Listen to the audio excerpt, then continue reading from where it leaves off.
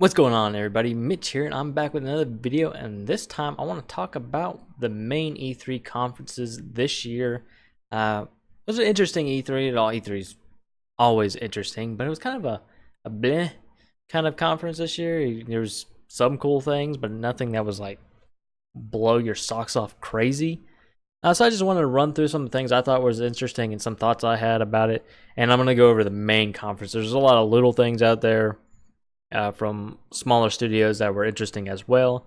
And I would like to hear some of your guys' opinions on some things you may have heard about or seen from those announcements or videos. They're usually on a lot smaller stages and they don't get covered except for by those specific people who are into that kind of thing or that specific audience. Usually, you know, things like I know Insurgency had some things going on for Sandstorm, so things like that are really cool, but they don't get displayed often. So I want to hear from you guys things that you guys liked for that kind of stuff, but I'm going to go ahead and get into the main conferences on the main stages. So let's go. So on Saturday, June 10th, EA kicked things off with EA Plays, where they showed off Battlefront 2, another Need for Speed, some Battlefield 1 content, and there's some couple interesting things in there. First off, Battlefront 2 looks really awesome. It looks like a return to the old Battlefront games. It seems like they were listening for that. One thing I really like as far as gameplay wise that I think will help a lot of people and keep a lot of people involved in the games is no longer do you have to camp out a site for a coin to become a hero or a vehicle that you want to be. It's accumulated through points, so everybody has a chance, and if you're doing really good, you can get it a lot sooner. That's a really nice thing to see implemented. Another thing that Ubisoft has seemed to figure out a while ago now, you split up the community when you do pay DLC and things like that, season passes that are required. And that splits up the community and people stop playing the game. There's a big issue with the old Battlefields, or like the previous Battlefield, Battlefield 4. A lot of people got split up, and Battlefield 1, people are getting split up as well. When that Battlefield 1 needs all the help it gets as far as the community goes and keeping them intact. They're not going to do a season pass, but while there is no season pass, they are going to have other ways to make money, which I'm curious to see how they go. Hopefully it's just cosmetic things, and if you want your battle droid to be flamed out or something, I don't know, you can do that by buying something. I'm okay with people spending money on goofy crap. It's their money, they can do whatever they want with it, but keep the community together the best you can. And I think they're doing a good thing with the season pass, and if you want to give us other stuff, go for it. I mean, going back to Ubisoft, I've bought extra stuff for Rainbow Six Siege that I thought was cool. Make cool stuff that I want to spend extra money on, and then people will do it. Don't force us and split up the community by forcing on DLC or basically forcing us not to play. So, I'm cool with that. And back to the old EA, Battlefield 1, the new DLC was showcased a little bit. What was it? In the Name of the Czar. They showed off some gameplay. It really does look pretty cool, and the fact that they're releasing 8 new maps is a really big deal. Are there going to be anybody to play it? Is there going to be anybody to play it? That's my question. I don't know if there is going to be. I'm sure the people who buy the DLC or have the season pass are going to be very happy. It looks very good. The new Eastern Front maps look really awesome. I like the snow. I mean, it looks like they're not going for exactly historically accurate as always with Battlefield, but they're making some pretty stuff. That's for damn sure. So cool, and also still not cool because it's the old method, but they can't change it now because they've already started the season pass route for Battlefield 1. So it sucks, but at least the people who have it are going to get some cool stuff, and maybe it'll entice some other people to get the season pass and or the extra content. I do want to touch on quickly Need for Speed. I was excited at first when the press conference started, although it was really awkward host for the Need for Speed conference. That's neither here nor there. But they were talking about going back to the originals or back to basics and including some of the new elements. And then they showed gameplay and it looked like a Michael Bay / Fast and Furious trailer. and it was just not appealing at all. It looked like the same cinematic stuff they were going for, which is pretty. Once again, EA makes beautiful, publishes very beautiful games for the most part. Their engines are great. I'm sure their engines for the engines in Need for Speed look great, but you know, it just looks like more of the same crap for Need for Speed that I don't want to play. I like the old Need for Speeds. Give me some of the, you know, Hot Pursuit. Yeah, so did talk a little bit about Anthem, but I'll talk more about Anthem specifically when I talk about the Microsoft conference. And then there's EA Sports games like there is every year, and I'm not going to crush them or anything because I play just about every EA Sports game, but they are trying their damnedest to drive me away. The thing about sports game is they're like the encapsulation of escapism. I mean, I am never going to play in the NFL or any pro league for soccer or, you know, baseball or any other of those things. I may play in a softball league every now and then. Not much more than that. Stop putting in other people's stories in the game. I understand they're very cool stories, very beautifully done. But if you're going to put them in alongside with a full character creation mode. Don't force me to be this other person. I'm not. I can watch NFL every day if I want. I can watch replays of games for other people. If I want to see other people on TV, I can see other people on TV. I can't see myself in an NFL uniform every time. So stop ruining the character creation. So far, what is it? Sony San Diego, who makes MLB, the show, are the only ones who are really keeping with it. Even NBA 2K introduced a character, a story character last year or the year before last.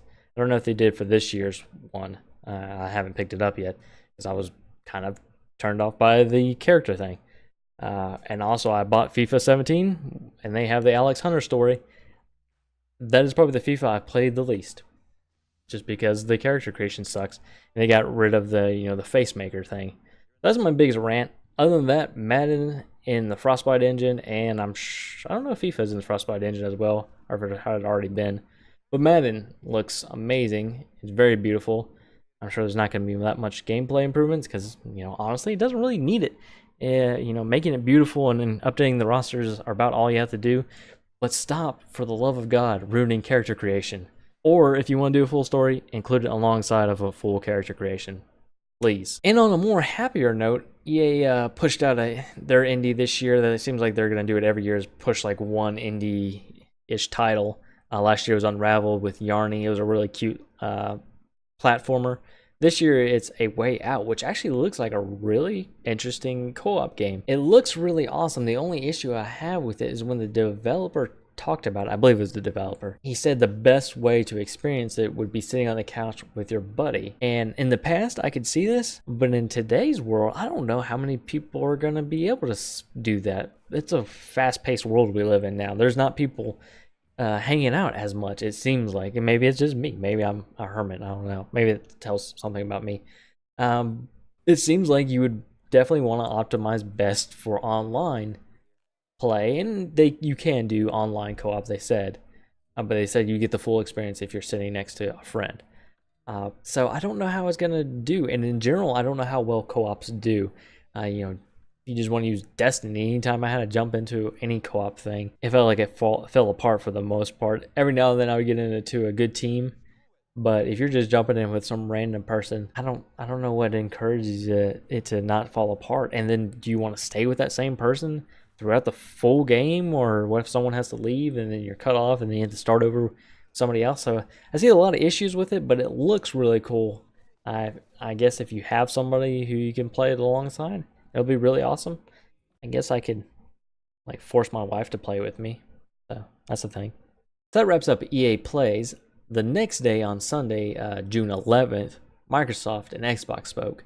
On the Microsoft side, we of course got the big announcement that the Scorpio was going to be called the Xbox One X, and we also found out it's $500.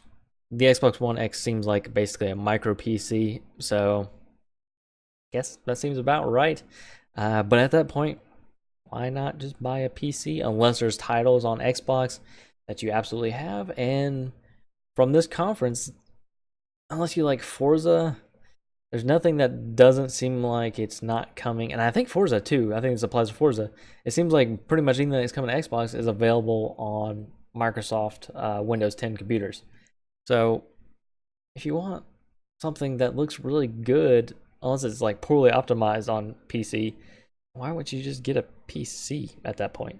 The One X does look good though, so if you want plug and play, I guess consoles are still the way to go. As far as games go, we of course got Forza 7 announced alongside of a Porsche.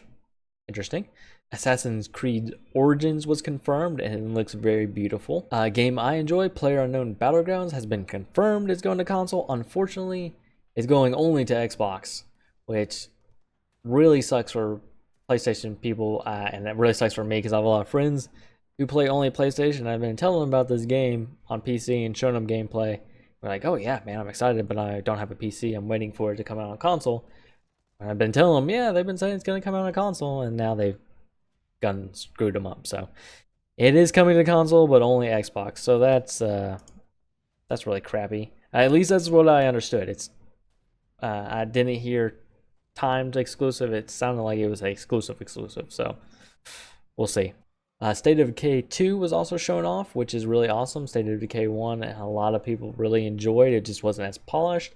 State of Decay 2 looks fairly polished, so we'll see how that turns out. And then a game I'm actually kind of looking forward to and want to play. It's kind of goofy, but you know, it looks fun. Is Sea of Thieves. I'm kind of looking forward to it.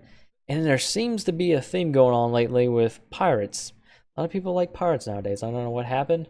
Used to be World War II, and it seems like we're shifting to pirates, or we're headed that way, even though we're going back to World War II as well. So it's interesting. I really like the look of Sea of Thieves, though, which is Microsoft's pirate game. I will talk about another one in the Ubisoft conference.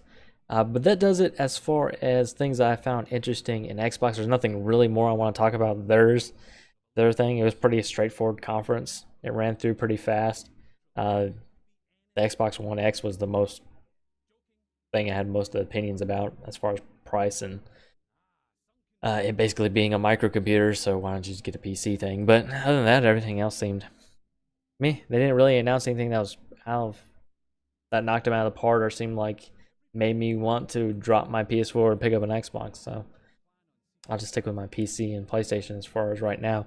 I'm actually going to include this in the end. I don't know how I forgot about this game because it was one of my favorite trailers from the conference and one of the games I'm looking forward to the most.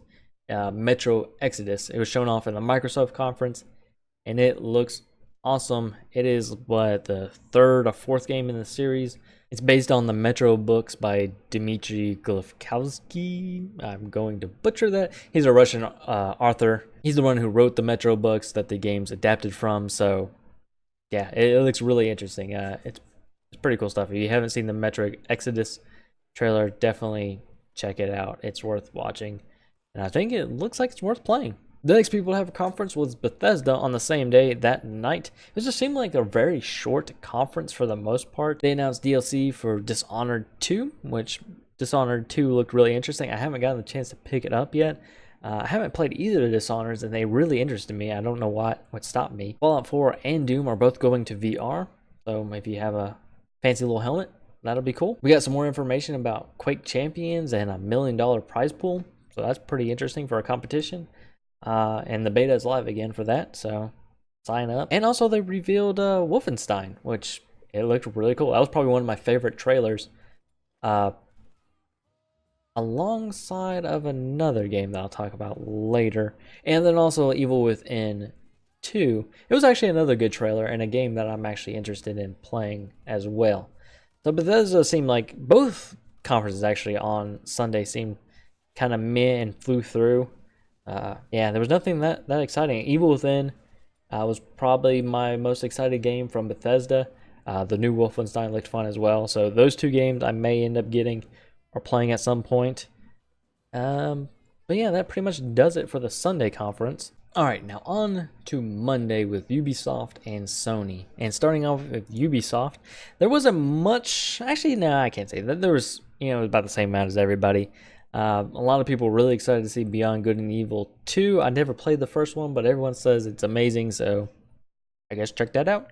They also announced The Crew 2, which I'm surprised because I'm pretty sure Crew originally came out as a complete failure, but Ubisoft seems to have a habit of that, is launching games like crap and then rebuilding them in the process somehow and making them stronger.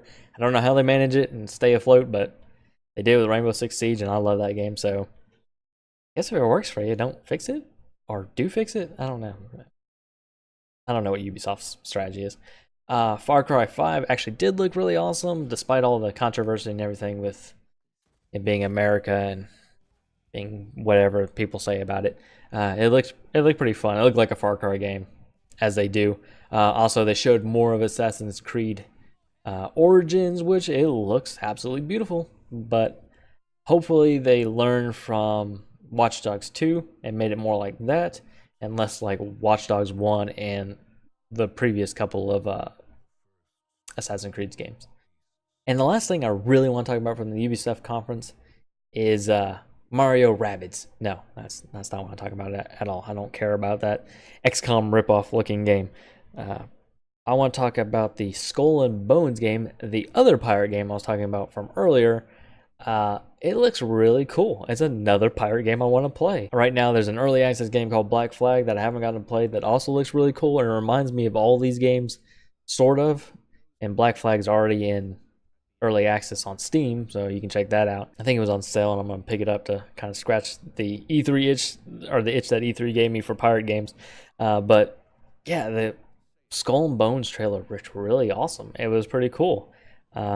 And I'm excited to play that game as well. So, I mean, there's a lot of pirate games coming out or came out or doing something that are around the horizon that I really want to play. So, it's really interesting. I think you guys should check it out. I don't know what it is about pirate games right now, though. So, that's it for Ubisoft. Now, Sony showed off a couple of games, mostly add-ons to games they already had, it seemed like, for the most part. They showed DLC for Uncharted and Horizon, both great games. But the main things that I was really excited about was Days Gone. They showed more for that, which looks really awesome. Still, I thought the first trailer was good, even though some people didn't like it. The open world, not zombie games, even though they're totally zombie guys. I think they call them tweakers or something stupid, but they're zombies. Everybody knows they're zombies. Don't lie to us. The new God of War trailer looks awesome. I was never really into the old God of Wars, but I like old man father God of War for some reason. I think it's because he has a beard, really nice beard in this game. So that looks really cool. And then also, and they also showed off the new Spider-Man game, which actually looks like a pretty good superhero game for the most part, from what I can tell. And then something I'm excited about that I didn't expect to be announced, or I don't think anybody expected to be announced, or they did because people talked about them renewing the patent for this. They're remaking Shadow of the Colossus. And so far what they've shown, it looks absolutely beautiful. Hopefully it plays better than the old Shadow Colossus, because Team Eco or Ico, I think it's Eco, games play a little weird. They don't feel quite right and tight. So hopefully they tighten up the controls a little bit, and it looks beautiful. Is what they showed already. It already does look beautiful. So that's something to be excited for. And that does it for Sony. And the last one to talk about is Nintendo, who didn't really do a conference, but they call it a spotlight because they want to be different. Of course, everybody wants to be different now with EA Plays and Bethesda Land and everything else. But Nintendo went and they had really nothing that I was super interested in, except for maybe the fact that they announced they're going to make a Pokemon RPG game for the Switch, which may motivate me to finally buy a Switch at some point when that comes out, even though they said it's probably not going to be until like a year or so. So we'll see. It's probably closer to the or so part. And it's going to be really nice to have a good Pokemon game on the console, though, because we haven't had one since, what, Pokemon Coliseum? I mean, Nintendo also did show off Mario Odyssey, which seems like it's going to be a good 3D Mario. You can possess things with your hat, which is interesting. But there really just wasn't much that was super interesting from Nintendo's side, for me at least. But yeah, that does it for the main conferences at E3. Once again, I want to know what you guys think, and if there was any smaller announcements that you guys saw that you found interesting, please let me know. It's you'd probably be informing me, because I've been reading through, and there's so many smaller things around E3 that are getting announced and showed off at individual places that's hard to keep up with. So people are saying different things, and I'm slowly seeing them pop up. So please let me know, and please link in the comments below to where that information is coming from, So I would love to see it. You know, like I said, there's a lot of shooting games out there that have updates. They even showed off the next patch, the June patch for Battlegrounds at E3. So we're getting a bullpup weapon. So that's cool. So there's a lot of little things like that. So please let me know, guys, and I hope you guys enjoyed the video. And until next time, have a great one. Later.